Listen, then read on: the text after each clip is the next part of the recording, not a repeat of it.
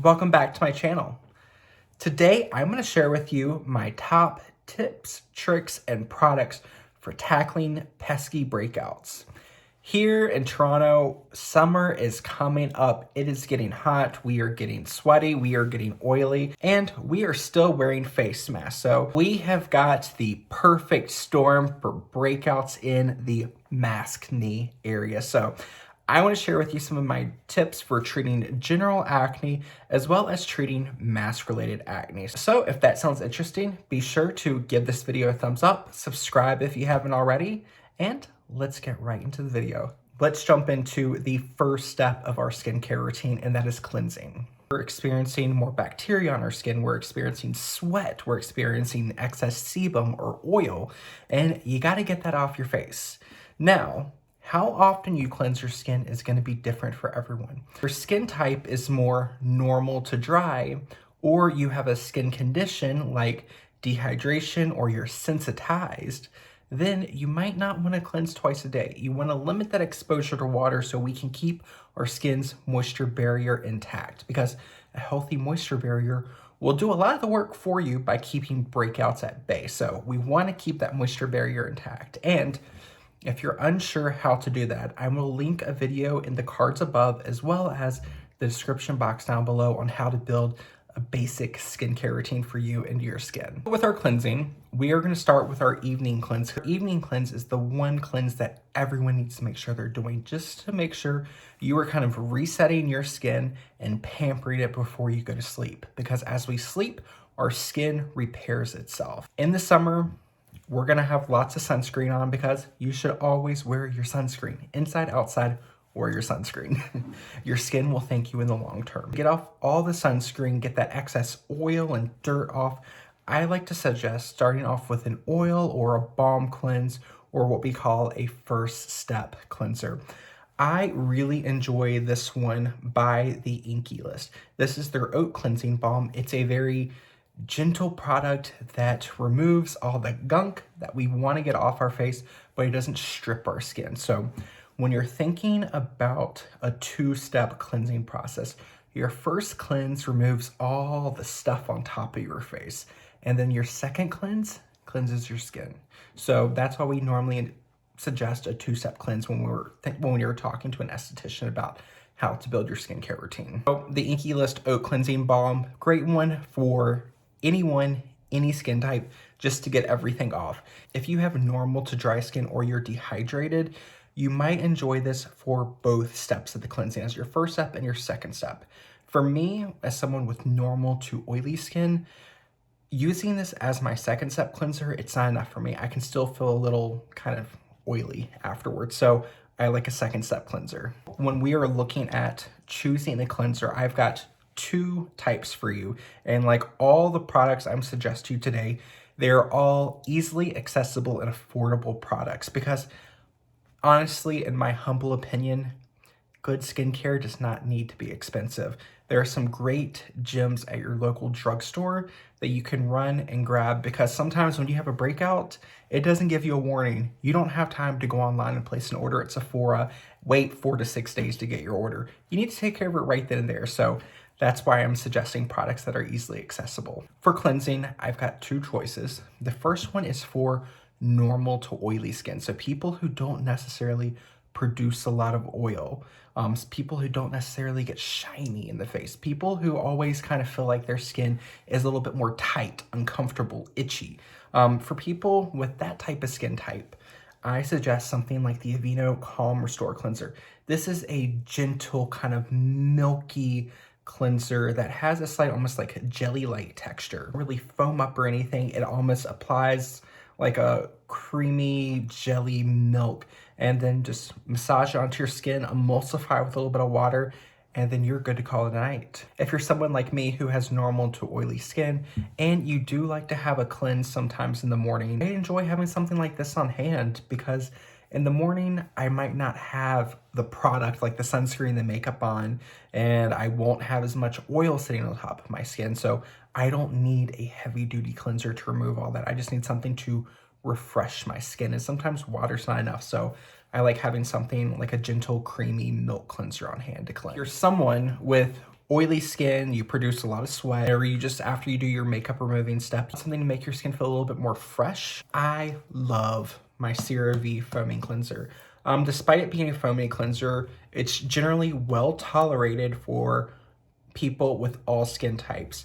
If you have very, very dry skin, I wouldn't suggest this. I do know some people with very dry skin who love this, who swear by it, but it can feel a little drying, and you run the possibility of dehydrating your skin. And when you dehydrate your skin, you're compromising your moisture barrier, which can lead you to getting sensitized. So we want to avoid that. So only use this if you have very, very oily skin. If you have very, very dry skin and you really want to use something like this, just make sure you're filling up with a nice, rich moisturizer to really nourish your skin. So now our next kind of branch are 2 more cleansers.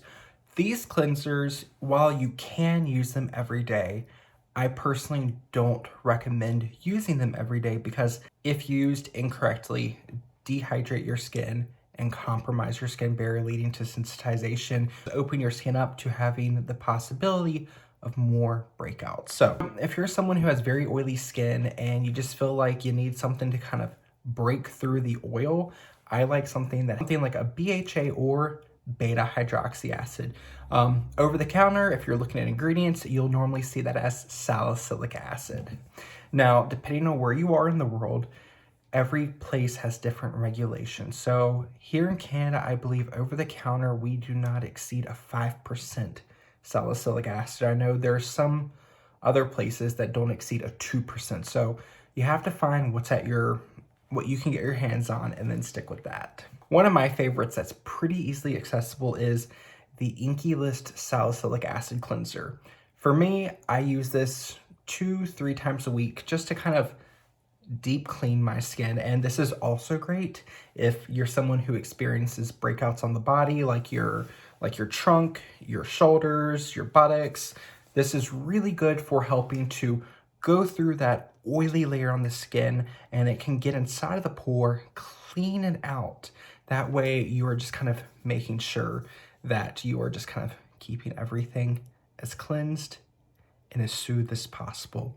And I mentioned soothed because salicylic acid is also an anti-inflammatory. So if you get those occasional really stubborn blemish that is kind of red and swollen, the anti-inflammatory property within salicylic acid can help soothe it out. Just be careful if you are going to use something like a salicylic acid for the first time. Make sure you do a patch test because not everyone's skin can handle it. And that doesn't just go for dry skin, that goes for anyone with any skin type, because we all have different things that can irritate our skin. So patch test an active ingredient before you use it, just to make sure you're not going to react poorly. Because the last thing you want to do is when you're having breakouts and you're trying to treat it is cause a whole nother issue, because then you really got to strip everything away, start from scratch, and then work your way into using an active. Our next wash off, which for me is what I tend to suggest for just any broad spectrum. If you've got a good skincare routine in place and you're following all the right steps, but you're still getting the occasional breakout, I like something like a benzoyl peroxide wash. And this is one that we can find here in Canada. It's by the brand Benzogel, and this 5% beta hydroxy acid wash. Now, when you're using something like this, you can technically apply it all over the face.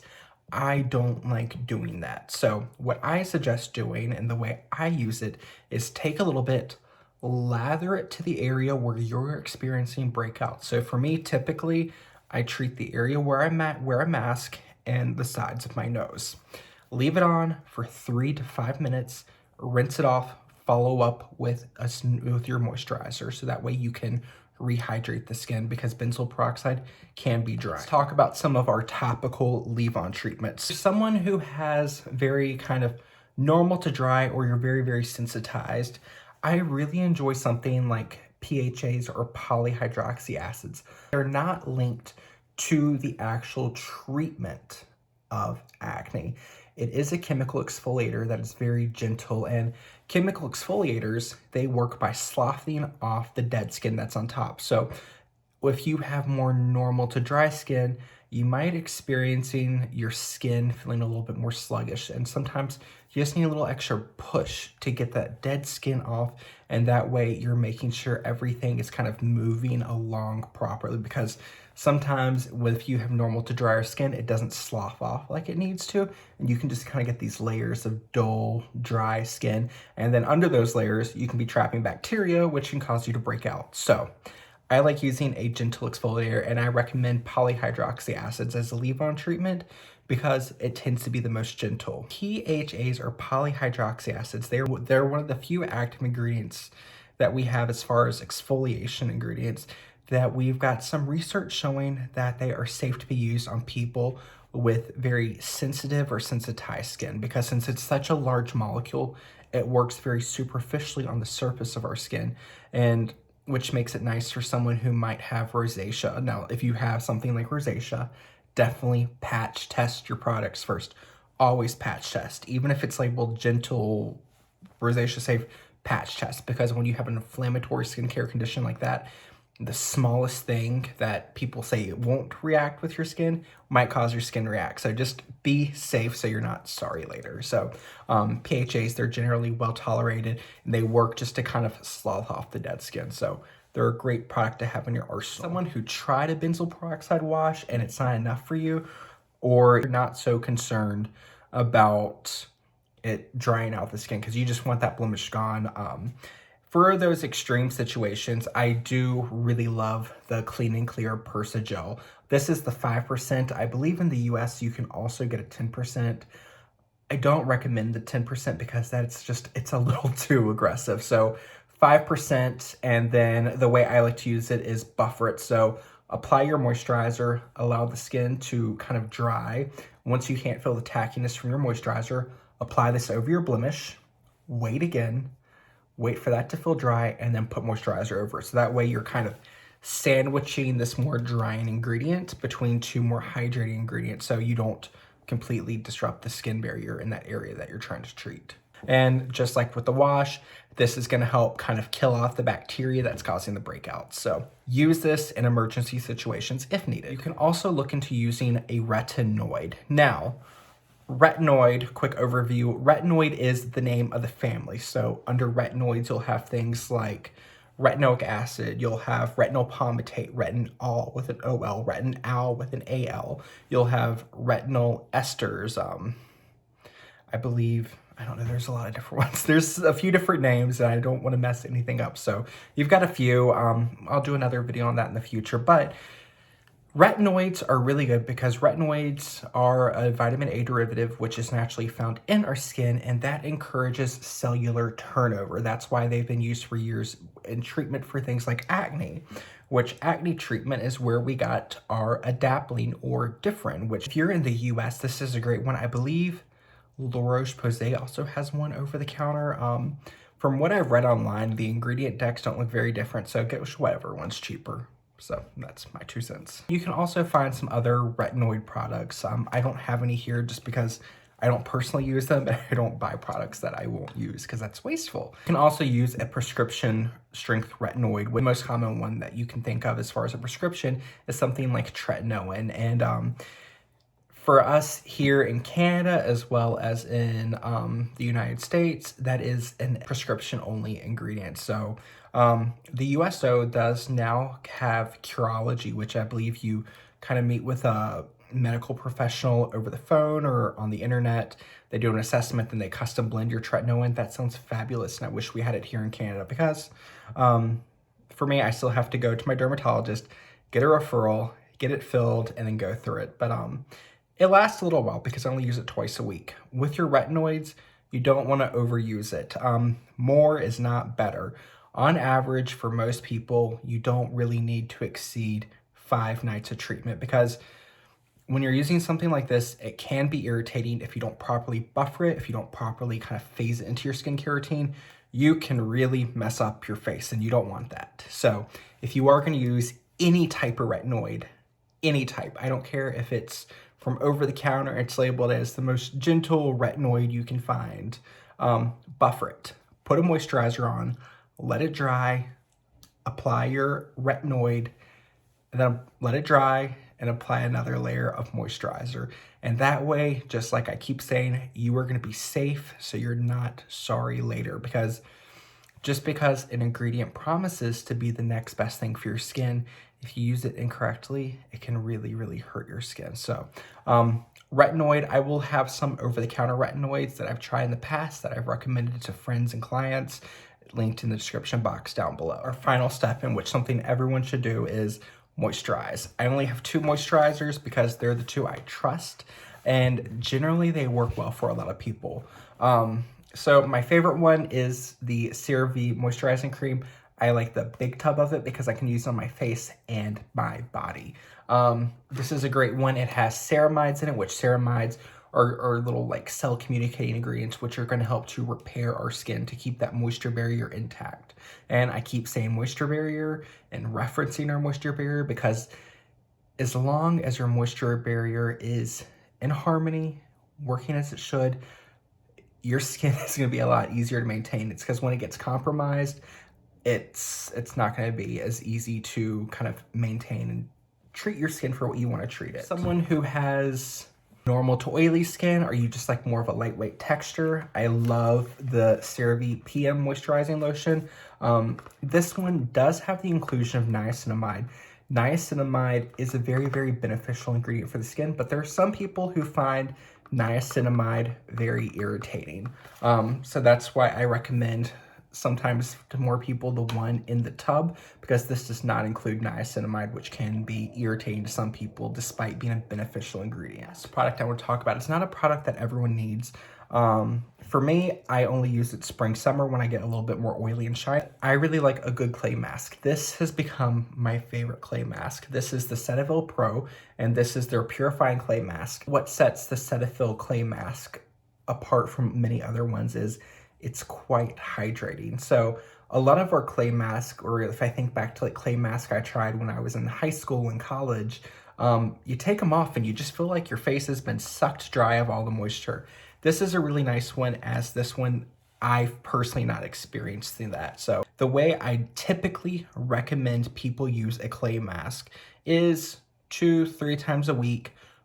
After you take off your makeup and sunscreen, apply this, let it sit on your face, get in the shower, wash it off, cleanse your face like normal. So that way you're just kind of absorbing that excess oil that could lead to clogs in the pores or blackheads, and kind of help setting yourself up for success. Now, if you're more normal to dry, you can totally skip this altogether. It's not a skincare video for me if I don't mention this, but you need a good barrier cream. I love my CeraVe healing ointment. I also love the La Roche-Posay B5 balm or the Aveeno Cicaplast balm, but have a thick, occlusive product that isn't gonna let your kind of actives like your retinoids or your benzoyl peroxides or your salicylic acids, keep something to buffer those areas. So if you are going to apply something like this before you apply your retinoid, apply it to your lips, apply it around the nostril, corners of your eyes, because those are areas that tend to kind of gather product and you can get more sensitivity. So excess sensitivity by adding a little bit of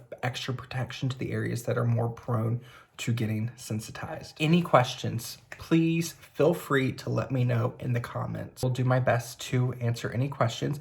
I will have my other skincare videos linked in the cards above, as well as in the description box down below.